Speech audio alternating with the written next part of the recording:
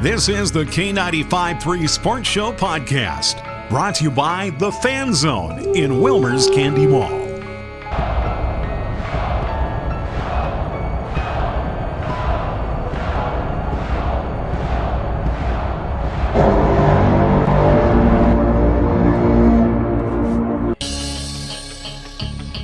Welcome to the K95.3 Sports Show podcast. My name is Beau. I am your host. As usual, after listening, if you like what you hear, please hit the subscribe button. Next to the subscribe button is a bell. If you're on your cell phone, then that will give you notifications to your cell phone whenever the new show is released. So hit the subscribe, hit the bell.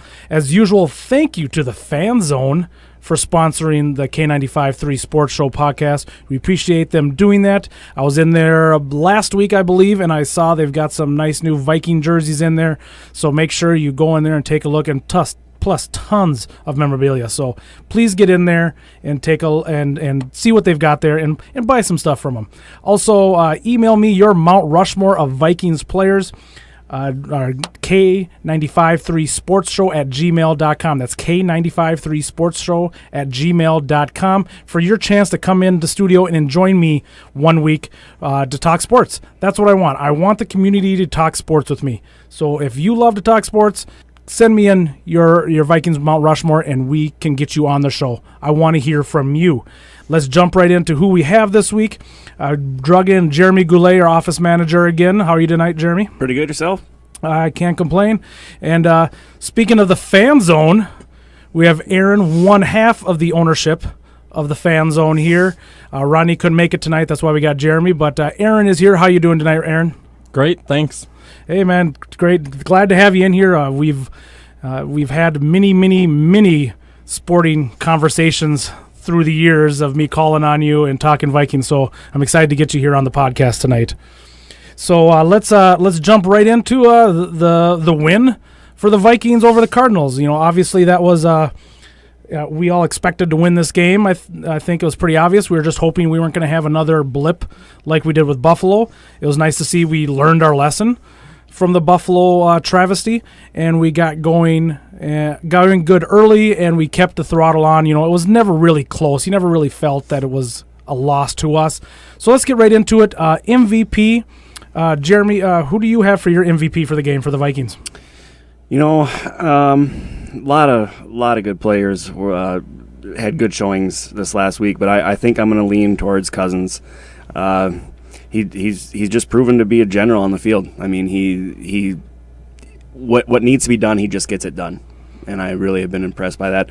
I know I was on the show 2 weeks ago after the Rams loss, and we had talked about what was going to need to change to see us get back into the win category. And these last 2 weeks, our defense have gotten those turnovers back. Like I thought that was a big part of it too. So. I think a lot of names could be tossed in there, but I'm going to roll with Cousins. You're going to roll with Cousins? Awesome. Well, yeah, you can't go wrong with the quarterback. Yeah, well, that's true. That's very true. So, Aaron, what are your thoughts? Who do you think is MVP?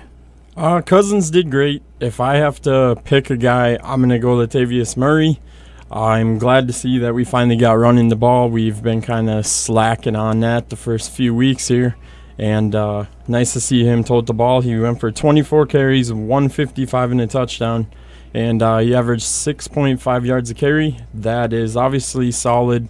We have needed way more running in previous weeks, and for whatever reason, they just haven't got in a rhythm. I suppose, game flow and stuff. We found ourselves behind, obviously, against Buffalo. There just hasn't been a lot of running, so I think Murray did a great job, and that's who I would give it to. Yep, and I agree with you. I have Murray down also. To add on to your stats, he's their first 150-plus yard rushing game for a running back since AP back on November 29th, 2015 at Atlanta. So it has been almost 3 years since we had a running back run for over 150 yards where, back with AP, that was almost, an every other week type of thing. So we had gotten used to having a stud running back do that. I know a lot of that was because we started splitting carries after AP left But and of course, if Cook played, Murray wouldn't have had 155 yards. Cook probably. There's a few that like I was watching, and you could see Murray, and I love Murray because he's just got that straight speed, that straight ahead speed. And he can knock people over. That's what I love about Murray is he's got a little more of a ground and pound to him, and it's not. It was also his highest output ever in his career. So it was nice to see holes in the offensive line. And that was going to be the next thing I would say. He was exploding through holes on Sunday. I mean, it was just nice to see him running downhill. He was just pounding through it. No complaints on that side of it. Definitely. I definitely think Murray was the best. But of course, like you said, you can't disagree with Cousins. I mean, his great passing and putting him in spots. And being under duress and being able to stand in the pocket and actually deliver the ball, that's been huge, So let's go on from Murray. Let's jump over to the other side for a little bit here. Let's talk about Danielle Hunter again. I don't want to each week continue to take credit for lighting a fire underneath him, but last year I said. Disappointed on how he played, and already he's got as many sacks this year as he did all of last year. I'm once again extremely happy, and it shows that he wasn't one of those guys. I got my money, I'm done. He went after it, and he continues to go after it. And you know what? When Griffin comes back, I don't know if I want him moving over to the left side. That's a good argument. I mean, can Griffin play on the left side? Well, I mean, Griffin, right now we can't play at all. Yeah. I'd love to have him back. But, yeah, Danielle Hunter's done a great job in his absence. I don't know where we would be without him. He's tied for league leading sacks, and, he's been great. Yeah, it's just, I want to keep him on the right side there. He just, and most, when you go into most offensive lines tend to have their best offensive linemen, they tend to have him on the left side.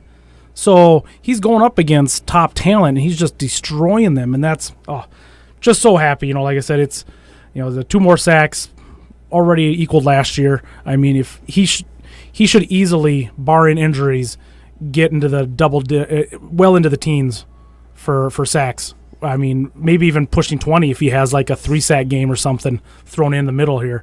But I want to see him continue just getting sack after sack after sack. And just getting pressure. That's the key thing. That helps the defensive backs, which have been problems now. Obviously, with the injury to Hughes and losing him now for the year, that royally sucks because I think he really has been stepping up. I don't want to see Alexander in there, even though I think Alexander has had a better game last game and 2 weeks ago. He actually had more snaps before the injury. Alexander actually played more. So that I didn't notice. I didn't notice that he was playing more, so that's good. When a defensive back does that. But going back to the defense, it's finally resembles last year's team. It finally you can be like, oh yeah, there's that defense from 2017. We're moving up the charts finally. We're now up to number 18th in scoring, 17th in total defense. So we're inching our way up. Hopefully, we continue to do well, and by the end of the year, we're back into the top 5. Because this is a top 5 defense, no matter what. You guys' thoughts on the defense? It certainly should be a top 5 defense. It was nice to see him poke out and do something this week. They were absent the few games before that. Definitely not elite by any stretch of the imagination, but it's nice to see him come out and play well. Hopefully, they can keep it going. Yeah, Jeremy? Yeah, I agree. Like I said 2 weeks ago when I was on the show, that it just where were they? I mean, we had no takeaways. We were getting no pressure. And yeah, these last 2 weeks, we've had our little hiccups here and there, but for the most part, it has looked head and shoulders above the way it was before. And I think that's just the NFL now anyways. The 2018 NFL is deep passing and high scoring. Yeah. That's what the league wants, with all the protections against the offense and the defense just getting hamstrung over and over again on what they can do. So, it that's the way it is. You watch any game, and there's always those couple of big deep shots downfield that are easily catchable, and that's, like I said, that's what they want now. So, as long as we bend but don't break, Yep. They had those. We only gave up 7 points, 10 points to the offense if you count the field goal. But obviously they had the defensive touchdown. So we held their offense to 10 points. Of course, with the fourth down on the goal line, stopping them there. It's the defense has definitely stepped up. Iloka, because of Sendejo being injured, he played 43 snaps, and Harris played 15. Of course, he got that nice pick. Mm-hmm. Great anticipation by him. That was a beautiful pick by Harris. And Iloka, I didn't hear any complaints. Once again, it's one of those things you don't want to hear their names called out usually, unless it's making a great play. But I was happy to see Iloka finally getting out there and finally doing what he does well at the safety position. I think we're going to see a lot more of those 3 safety sets, those big nickels, now that we've lost our first round pick and more safeties. Because our safeties are, I would say our safety position is probably our biggest depth, because Curse has looked well this year too. Your guys' thoughts on the safeties position? I just think it was nice. I think a lot of people were in the same boat that you were in, that they've been like, where is Iloka? We got him. And then, those first, 3 games, it was like, did he even play? No, I didn't see. Nobody saw him. So it's good to see him get in there. And, I think it just adds that much more depth there. I think we were looking solid. Yep. Yeah. No, I agree. Any thoughts on that, Aaron? I guess not to be a Debbie Downer, I just would remind everybody that it is the Arizona Cardinals. They are certainly not very good. They're probably about the same talent level in my book as the Bills, but we didn't get that done. So a win is a win, but that's definitely, we're going to face tougher competition than that, obviously, going where we want to go. So hopefully they can keep it going against better teams. Yeah, and I feel that all of our games this year, no matter the talent that we're playing against, we're not going to run away from teams. We're not the Kansas City Chiefs. We're not the Patriots. I think our games are always gonna be close, and we're not gonna win 40-10. Unless there's just tons of turnovers on the defense and we get a touchdown or 2 or something like that, or really short field. But yeah, I don't think, even though our offense is quite prolific, I don't think we will get up to that. Speaking of the offense, they are now 10th in total offense. It's the first time we've cracked the top 10 since Favre's season 2009. So that just kind of shows again, what we've been dealing with for the last 8 years and not having a complete team. The O-line, once again, God, I made a comment on my Viking fan page. It might be easier for us to just build an actual hill each play than to have Hill actually play left tackle, or right tackle, or in the stadium. I just there's no reason why when Reef comes back that Reef shouldn't be back at left tackle and O'Neal should be starting at right tackle. I didn't see any, maybe a couple of plays where O'Neal kind of let a guy get a little closer to Cousins than he should have, but once again, that's the classic example. You don't want us talking about the offensive lineman. And, God, Hill was just, it's the old, don't turn a mountain into a mountain or whatever. Yeah, no, he is a molehill. There's no mountain. There is no mountain there. It's just the offensive line. And then Compton next to him is so off and on. He's great a couple plays, and he just lets a guy run by him. So that's, that's my thought on the O-line. Aaron, what's your thought on the O-line there? Well, I think you pretty much hit on it. Hill is not very good. I think most Vikings fans are probably, in consensus that the offensive line is definitely a weakness on the team. Only weakness. I think that they're doing what they can. The main thing this last week against the Cardinals, I think, is batted down passes. That was getting pretty sickening, seeing, it seemed like almost every other pass for a little bit, they would they would just knock it down. That Buda Baker is just a monster, and we got to find a way. I don't know if it's Cousins has to get the ball up more or what, or if the D linemen need to, or the offensive linemen, need to step it up. But yeah, can't have passes being batted down every other play, that's for sure. Yeah, and that's been my long, if I was the defensive line coach for the Minnesota Vikings, I would take the video from the game and just play it on repeat every single time, because the Vikings never put their hands up, ever. They could be 3 yards from him, and it's been 3 seconds. It's like, hey, buddy, I know you want the sack. It's not going to happen. It's if you're not to the quarterback within the first 2 to 3 seconds, you better be looking to see if he's looking in your direction and get your damn hands up. Mm-hmm. Why we don't do that, I have no idea. And my dad, who's on the program all the time, he talks about it all the time because he grew up with the Purple People Eaters, and they were known for that, just getting their big old bear mitts up and just knocking the ball down. We don't do that anymore. So I hope that the defensive line coach does that and shows our defensive line and be like, see, guys, this is how you do it. This see how his hand goes up? Oh, see, that's how it works. Pretend you're asking a question. All right. So, yeah. Any thoughts on your side there about the O-line or the batted passes? Because that was getting annoying to see. I agree with that. That was, really that is with this team right now that I look at. It's our weakest spot is the O-line, and the one other part of this that you hear so many people get upset about, like, and it's like they try to hang some of that on Cousins, and it's like, well, if you'd give him more than 3 seconds to throw the ball, and plus, not to mention the fact that even when they do give him some time, what kind of pocket is that?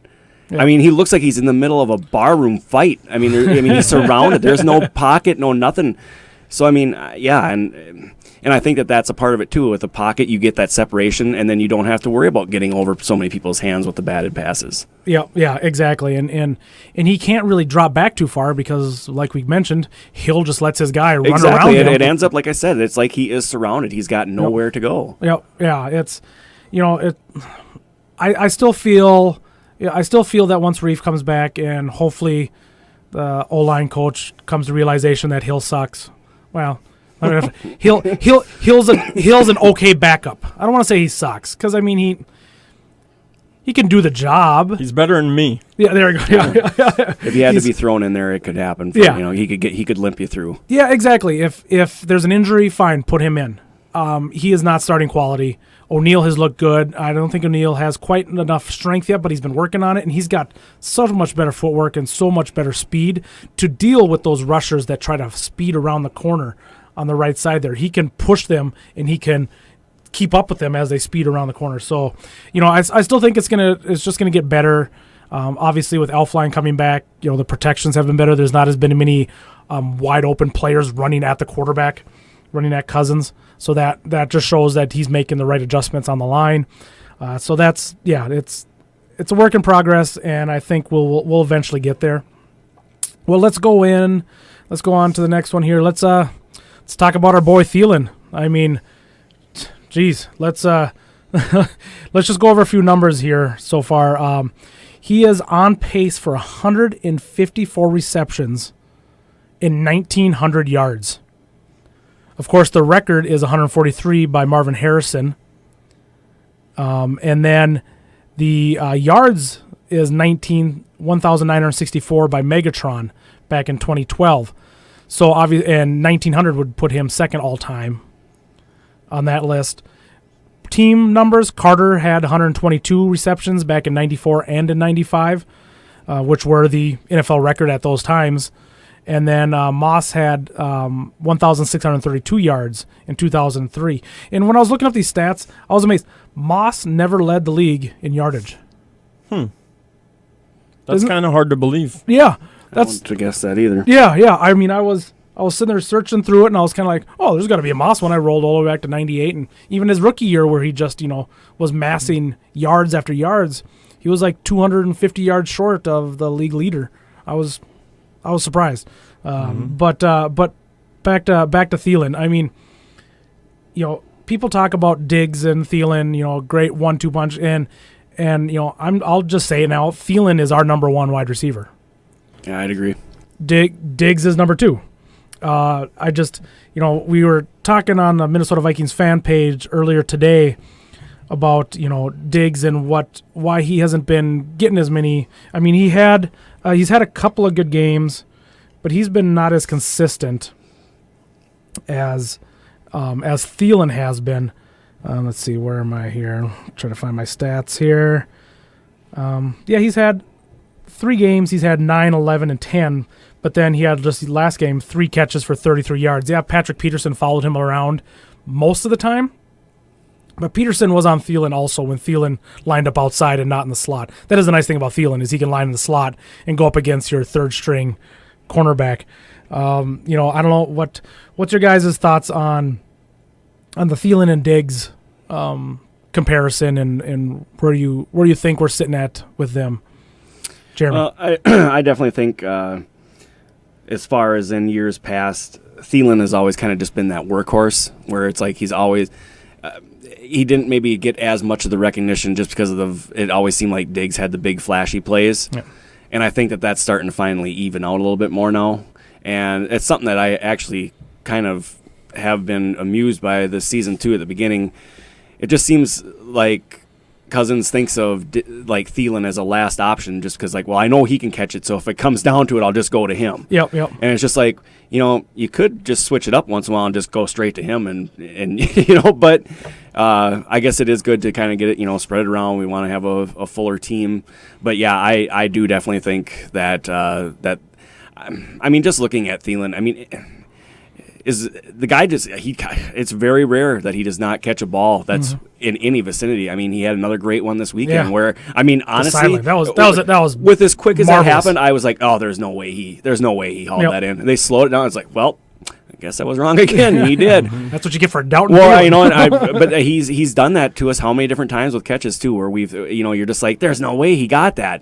And yep, sure enough, so I definitely think that he's moving up. I also had heard earlier that, if he stays on pace where he's at, he was going to be in the 1,900 to 2,000 category. And it's like, whew, can you imagine that? And then this is just one of those things where it's funny that undrafted, played school in Minnesota. It's just like, wow, how did we end up with this? This kind of luck never happens to us, Yeah, exactly. So it's a really, really beautiful thing to see for once. Yeah, and Aaron, I was thinking, I was sitting there watching NFL Live and stuff, and they're talking about Thielen, and I was like, it hasn't been since Moss first left us. Not when he came back and had the few game blip, but when he first left, we haven't had a top wide receiver since Moss. So it feels weird watching NFL Live and watching the talking heads on ESPN and all the other networks talking about how we have one of the top wide receivers.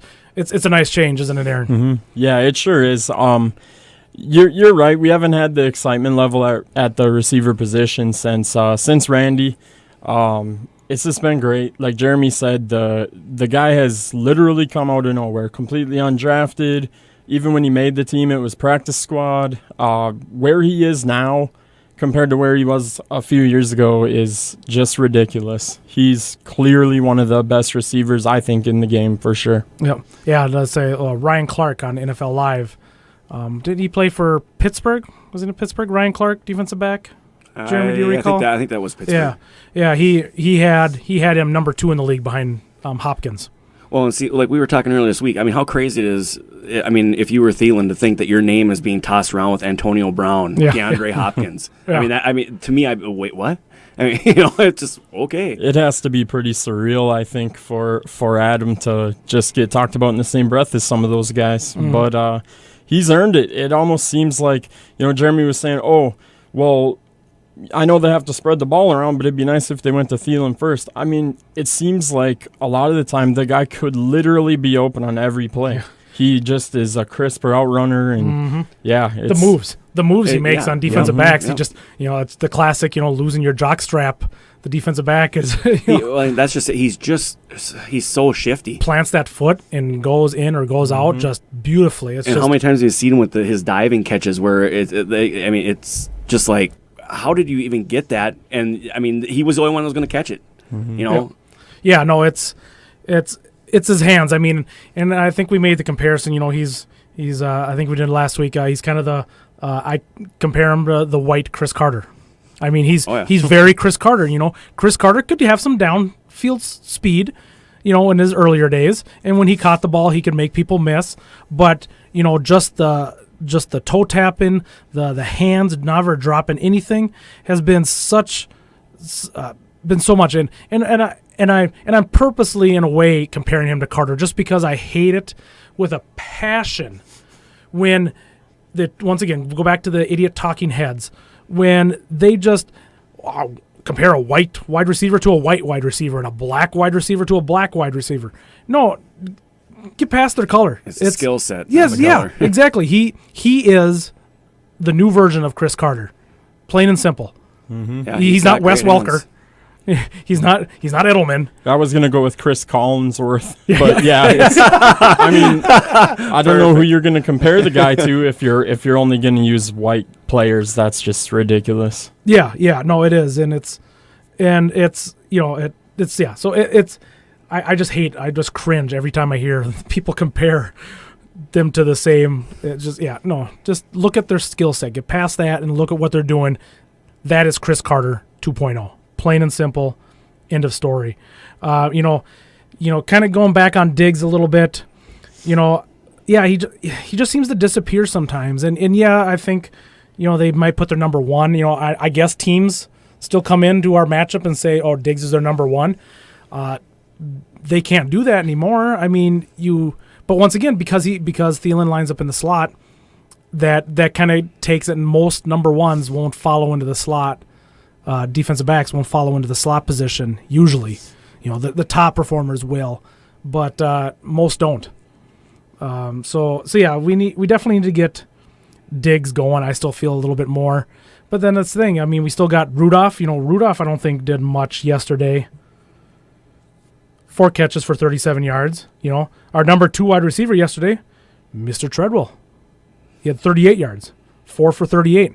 Once again, not a single drop pass, 4 targets, 4 catches. So happy to see that. I'm just going to say the same thing. It's really nice to see him starting to come on and get that confidence that comes with those. Because the pressure is kind of off him in a way, too. I mean, when you got Diggs and Thielen, it's kind of just like, oh, I can catch this and just kind of do my thing, Yeah, no, I've been backing Treadwell this year, and I was so disappointed to see him dropping those balls in the Packer game. But I've been so happy to see him rebound like he has. Let's kind of, any final thoughts on the game? Was there anything you guys wanted to mention other in the game that happened in the game? I'm trying to think off the top of my head if there was anything we might have missed. I don't. I think we covered it pretty good. It was nice to see another win and a win at home, and I think I agree with both you guys too. It was really nice to see a running game emerge again.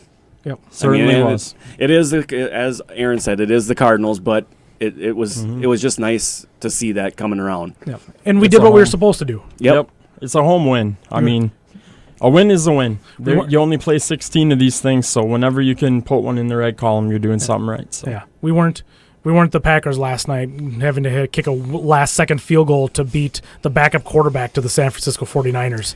I watched that whole game. I did too. I watched the second half, and I mean, you all knew what was happening. But then again, it just showed that, for the Niners, they just couldn't finish it out. Especially that last one when they got after that penalty on the kickoff, they were at midfield. They did 20 yards, and you could kick the winning field goal. Yep. They couldn't even get a first down. So that showed they finally the crappiness of, I don't even know how to say, is it Bethard? Yeah, see, he's not even worth my time remembering his name, trying to learn how to say his name. So, I mean, that shows that we took a team that we should have easily beaten, and we technically easily beat them. So, let's take a look now. We got the Jets coming up here on Sunday at New York. Obviously, it's always interesting for away games. With the Vikings again, on what we need to do to win. What do you think we need to do to win, Aaron? Well, I think the main thing against the Jets is going to be taking care of the ball for the most part. I hate to go to that because you could pretty much say that any game, but The Jets are actually pretty stout this year. They have 10 picks, something like 9 forced fumbles. And I hate to say it, but the Purple guys, sometimes they're pretty prone to that kind of thing. And to be honest, it kind of scares me. And I also think that the Jets are going to just overall play quite well because it's interesting that Cousins turned down far more money to not go play for the Jets, and he came here. So I think they probably got that up on the bulletin board, and I think they're going to play pretty well. Good point. I didn't even think of that aspect. Jeremy, your thoughts? Yeah, I think it'll be another one. Just like Aaron said, I think ball safety control is going to be a big deal. The Jets are absolutely just. They swipe in on anything. They're kind of consistent. Yes, I mean they rarely play horrible, but they rarely play outstanding. Yep, they're consistent, and they are ball hawks. I mean they are on the ball. I think also again I think we need to keep up with the defense with takeaways, and also we got to protect Cousins. I mean it comes to a point here we got to. You just get more and more nervous every week watching him run for his life back there. I mean, I don't want to see this guy take an injury. That's my biggest fear. We just got to hope we have Favre 2.0 type of thing. You know what I mean? Where Favre would take a beating, but he's still, and that's what it looks like for Cousins so far because he didn't have good offensive lines in Washington. No, either. And he has taken beatings. I mean, so he is a durable quarterback, but you just would really like to see. Seeing how he can play when he has kind of a crappy offensive line, can you imagine what it would be like to see him have the time in that pocket? Could you imagine if we had like a top 1, 2, or even a top 5 offensive line? Oh, I know. I mean, maybe we would be Kansas City. I mean, exactly. Maybe we would be them. Sit back there, have a cup of coffee, and decide to throw. So. Kirk would be playing catch with Mr. Thielen all day. Pretty much. It would be so nice to see. I hope that they can just keep playing well. Yeah. I think Kirk is plenty tough. But obviously, you just don't want him to go down. Yeah, no, exactly. And as far, I agree with what you guys' points for the Vikings to win. We'll bring back Murray, and it sounds like Cook is going to be most likely going through because he was a game time decision on Sunday, and they pulled him at the last second. So it sounds like he is going to return for the Jets game. So we need to get the same type of a running game going again, and that'll make a big difference. For the Jets, their defense is similar with a bend but don't break mentality that the Vikings have. They're 22nd in yards given up, but they're only 13th in points. So they're giving up yards, they're just not giving up the points. So that means they're making teams kick field goals or getting just outside of field goal range and forcing them to punt. So we need to finish drives. If we are going to win, we need to finish drives. As much as I love Dan Bailey, I don't want to see him unless he's out there kicking extra points. Yep. Just because we're scoring 7s, and that's what we need. So they're and for the Vikings, for the Jets, what do they need to do to win? Jeremy, what's your thoughts on what they need to do to win? No, this is on what the Jets need to do to win. Yeah. I think the Jets, their best chance of winning is basically. The same thing that Buffalo did. Keep our offense off the field and just wear our defense out. Score early. Yeah, basically.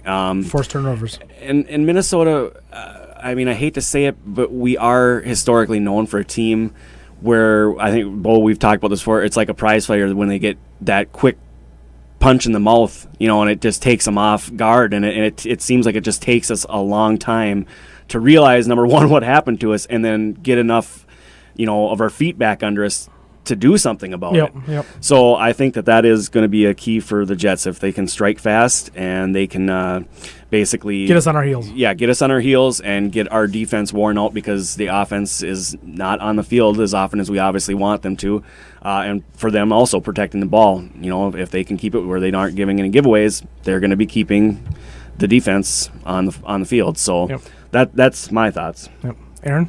Okay. He pretty much hit it right on the head. I wouldn't really add anything to that other than, I guess, if the Jets force turnovers, I know I sound like a broken record, but if they force turnovers, I think they can beat the Vikings. They have a rookie quarterback. They have some talent. They got, Quincy Enunwa and Terrell Pryor, and a couple decent running backs. But Robbie Anderson is scary good. Yep, he is. He's or sneaky good. He's one of those feast or famine.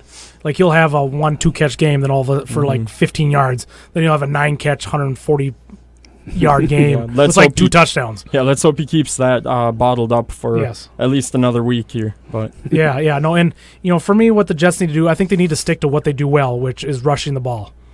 They're 7th in the league with 130 yards rushing each game, and they're 27th in the league in passing offense.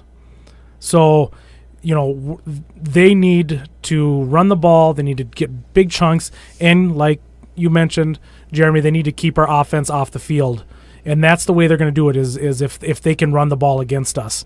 Our run defense has looked solid the last handful of weeks. So I'm not too worried about it. It's just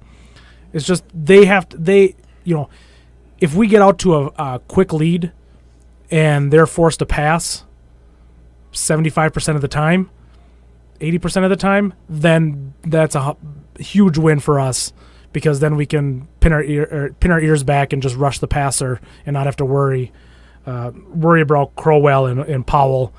And so that's my thoughts. I think the Jets need to run the ball. As far as final score, Jeremy, what do you have for kind of a final score? I'm gonna go with 28-21. Okay, 28-21. That's what I'm thinking. In favor of Vikings, obviously. Yes. Okay, Aaron. What I have down is 27-24. I honestly could see the game going either way very easily. If we do not turn the ball over, I think we win the game.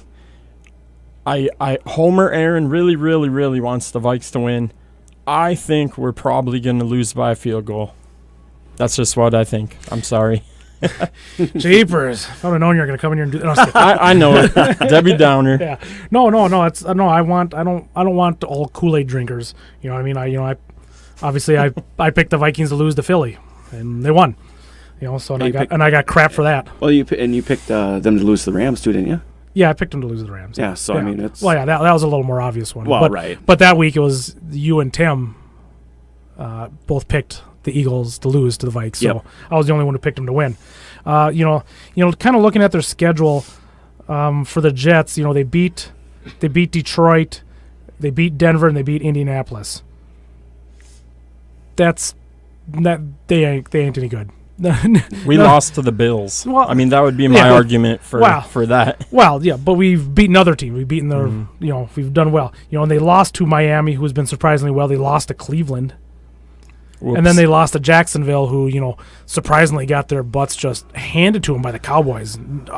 Who in the heck saw that coming? Yeah, this season, seriously, in the NFL has been such a parody as far as, you don't know any given Sunday. We're already going to head into, the 7th week, and there are still so many teams that are up in the air. You're like, which team is going to show up? Is the Detroit Lions going to show up that, beat up on the Patriots? So many Jekyll and Hydes. Yeah, you just don't know.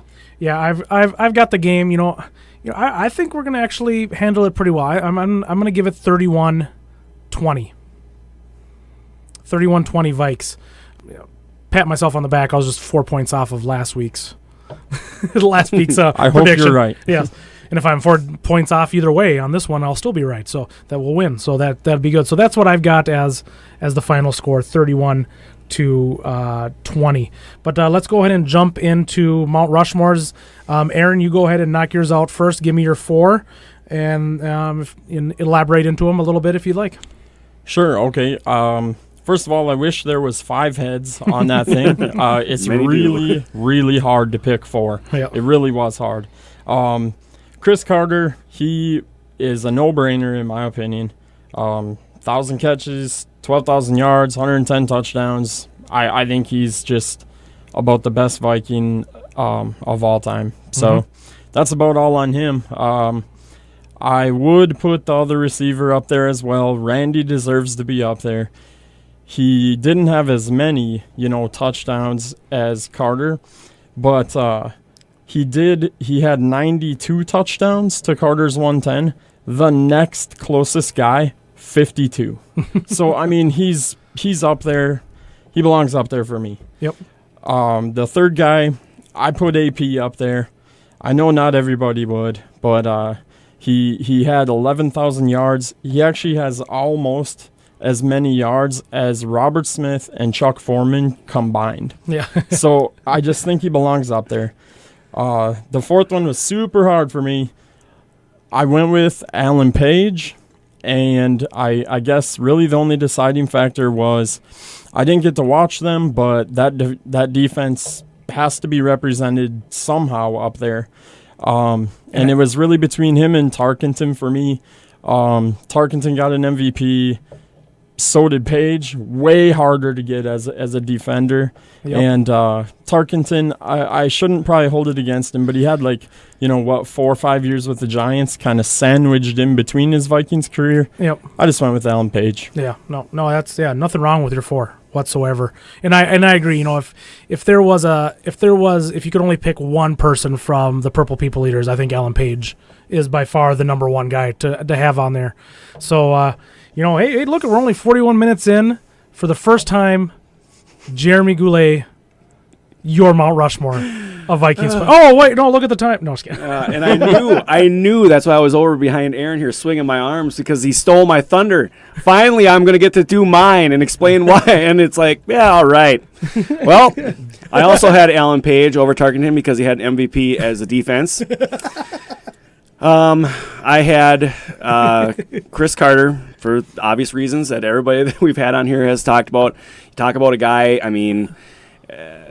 not only on the field but off the field, what he did with the Vikings and stuff. We signed him. I think it was for $100 off waivers from Philadelphia. He came in with a known problem, checkered past, and he just put his body and soul into our organization. Mm-hmm.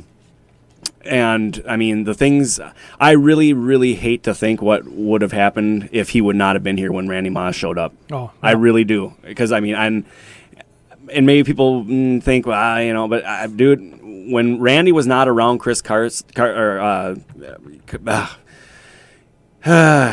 Chris Carter, it just seemed like things were not right in that man's head. Yep. The calming influence. Yeah, it seemed like he kept him in check. My third guy was Randy Moss, obviously freak. The things that guy did on a football field, I can remember his rookie season just time after time after time seeing. It's like, well, there's just he can't outdo that. There's just no way. And then and I think my favorite ever was Thanksgiving against the Cowboys. I just absolutely loved every part of that game. That was absolutely great. For me, that was it. I'm like, this man is everything that the Vikings embody. Yeah. If you ever had a game that you'd be like, when our kids are older and they're like, tell us about Randy Moss, Dad. Oh, you'd be like, go to game. Just show them the game. Just be like, this is Randy Moss. He was just electrifying that day. If I remember right, he threw a touchdown pass to Robert Smith that day too, didn't he? I know he did at one time. I don't think it was that game. Maybe it wasn't that game. I can't. But it was neat. Yeah. And then my final was this is the one that I went back and forth on a lot, and I know that I had talked to you about that, Beau, with AP. It's kind of tough because I had a hard time with the way he left the team after we basically put up with all the stuff. Yeah, the end of his career with us was disappointing. It was. For what he did for the franchise. Right, and I'm happy to see that he's still doing well now. And but for me, it came down in the end that numbers don't lie. And it's just like what Aaron said. Robert Smith is our number 2 all-time rusher, and he was at 6,000 some odd yards, and AP is at just shy of 12,000. Yeah. And Robert Smith had 30 some odd TDs, and when AP left us, he had 96 or 97. Yep. So when you look at that kind of a separation on the list, it's kind of like, oh wow, yeah. Wow. Well, first, as for people who listen, first time we've had 2 exact same Mount Rushmores, and they're Great on the minds think alike. That's what's important. We are from here. the same town and went to high school together, Yeah, so we did. come on. So and it was on the exact same show. So one, I didn't think there was ever going to be a matching 4, and 2, to have it on the same show is crazy. But like I said, it's and I agree. And and my only difference between your guys' 4 was Tarkington instead of AP, and that was just because of what he did in the running era of the NFL. That when he retired, he had almost all the offensive passing stats were his, and so that's the only. And then he brought us the 3 Super Bowls, even though they didn't do anything really when he got there. But that's the only thing that brought me over for AP. But yeah, that's crazy. Both of you nailed down the exact same 4. It's awesome to have finally have our first matching 4. And of course, you listeners, what are your 4? Like I said at the beginning, send me at K953sportsshow@gmail.com. Like I said, I will choose people who send them in. I will choose people to come in and be in studio with me for one of our podcasts. So please do that. Let's talk sports together. Of course, wrapping it up here, thank you, Jeremy, for joining us. Aaron, thank you for joining us. Thank you for helping with the Fan Zone and helping the K95.3 Sports Show podcast get off the ground and kind of helping me out on this. I appreciate it. I wish Rodney would have been here too, so I can thank him again. We'll have to get both of you in here together some other time. But thank you for that. Visit the Fan Zone. Get in there. Buy some stuff from them. Support your local businesses. So thank you again, guys, for joining. I think we're going to wrap it up and just look forward to next week and hopefully another Vikings W to talk about. So thank you for listening, guys. Hit the subscribe button. Hit the bell button. We will see you next week.